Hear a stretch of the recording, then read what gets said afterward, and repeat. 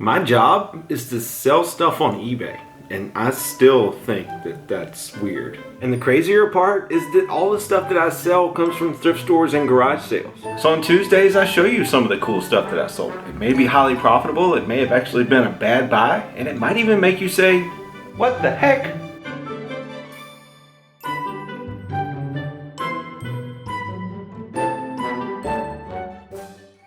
Every set of these that I've had is sold really quick, and this is no exception. This is a set of Callaway X20 Irons, and they're pretty easy to spot. They've got a big X with a 20 on it. But a guy at a garage sale wanted $125 for these. I offered him $100 if he'd throw in a putter. He took it, and these actually sold for $210, and the putter sold for $35. So not too bad. Golf clap? Golf clap.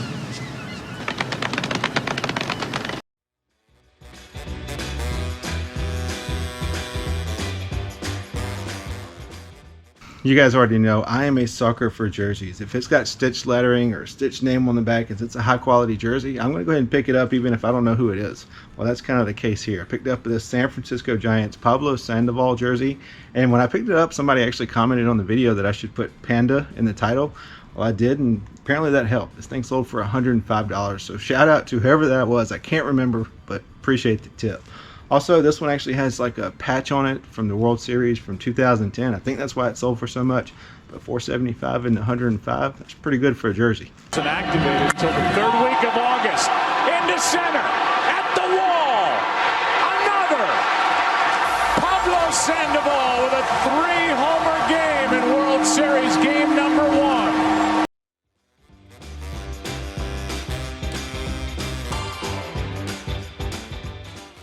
So here's kind of a bolo for you. This is a Oyo personal gym. It's a total body workout. It uses like cables and springs so you can do all these different exercises. I don't know. I saw it at a garage sale. Lady wanted $40 for it, and I thought if she wants $40 for it at a garage sale, it's got to be worth something. I looked it up, and sure enough, it had a good sell-through rate. The profit was there. Offered her $20. She took it. So I paid $20 for it, and it took a couple months to sell, but it sold for $125. So pretty good flip.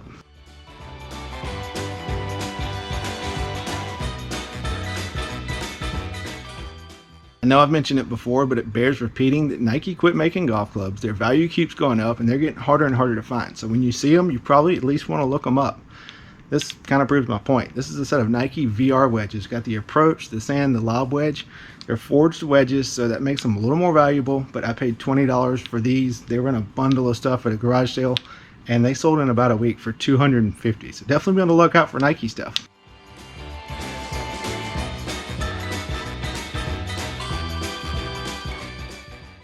So I sold a DVD recorder. This is a Panasonic DMR-EH50. These things actually sell really quick, but I've had it for about a year. There's a portion sometimes in these when you test them that you can't get past unless you have the remote. Well, I didn't have the remote, so I ended up ordering one from China, paid $8 for it. It took forever to get here. When it finally did, I was able to test it. It worked great. I kept the remote in case I find any more of these, sold it without the remote, and it sold in less than a week for $100.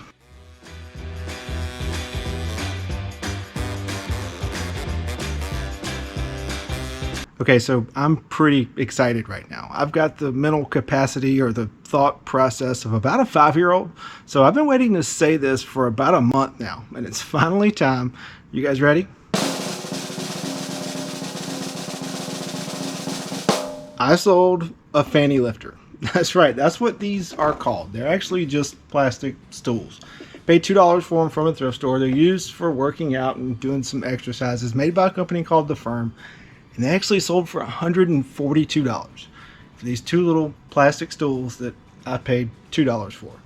I love this job. Reassemble your Fanny Lifter. Place the right foot in the middle of your Fanny Lifter. We're going to take that Fanny close to your Fanny Lifter. Let's go.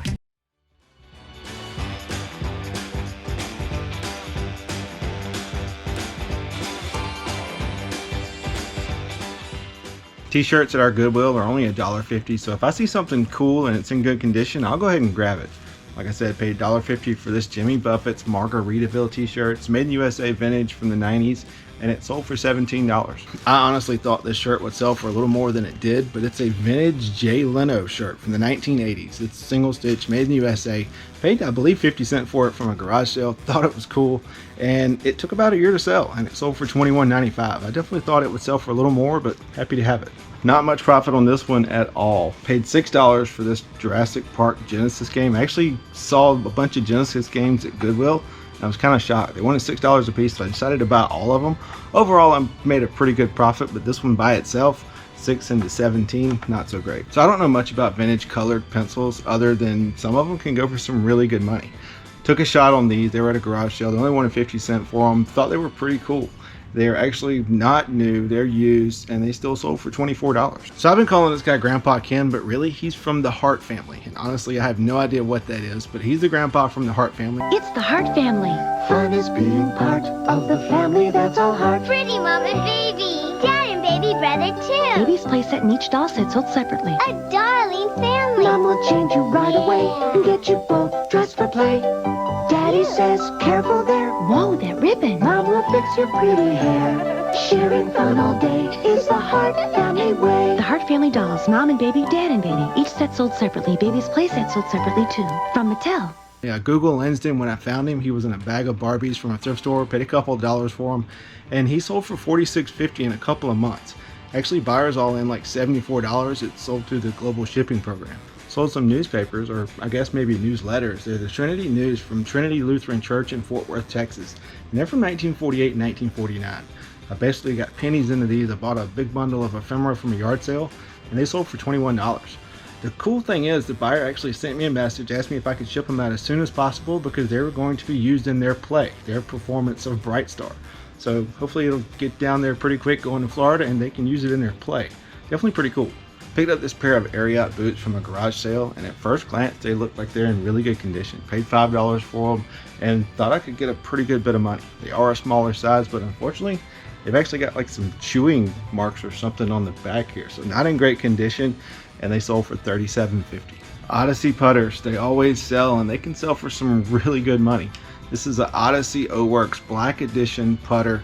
Paid up for this one, paid $50 at a garage sale, but I listed it and it sold in a couple of days for $126. It does have mismatched weights here, so that may have hurt the value a little bit, but it still sold pretty quick. So I'm always telling you guys to look out for wedges when it comes to single golf clubs. I got two going out today. This is a Cleveland 56 degree wedge.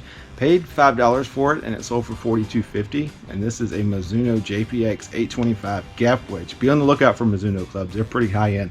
This one sold for $59. Paid $5 for it. So I sold a pillowcase and crib sheet. This is basically like a DIY pillowcase and crib sheet. Comes with thread on the back so you can do your own embroidery on it. And when you do, it turns into Bambi and Thumper and I forget this guy's name. Not real sure. He can call me a flower if he wants to. But I paid $1 for this thing at a thrift store. It was vintage, thought it was cool, couldn't find any comps on it whatsoever. Well, a year later, it finally sold for $18. This is a Dymo Electrotag personal label maker, and I probably wouldn't pick this up again. Paid $3 or $4 for it from a Goodwill. Had it listed for like $32.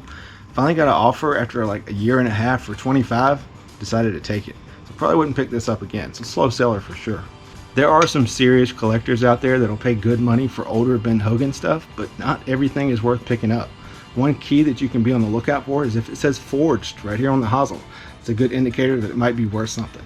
This is a Apex sand wedge. It sold for $36 and it doesn't have a grip. This is a Apex Plus 2 iron, forged 2 iron, sold for $59.95. Here's another 2 iron, just a regular Apex forged 2 iron. It sold for $55. Actually bought these in a set of clubs that I got from Goodwill for $17. So that's a pretty good buy. You guys already know, but ping equals cha-ching, even modified ping stuff. This is a ping G30 driver and it's kind of unusual. And it's got a 12-degree loft, which is a pretty high loft. It's got a light flex shaft, which is typically like a juniors or between a ladies and a senior flex shaft. It's got an undersized grip and it's been cut down to 41.5 inches.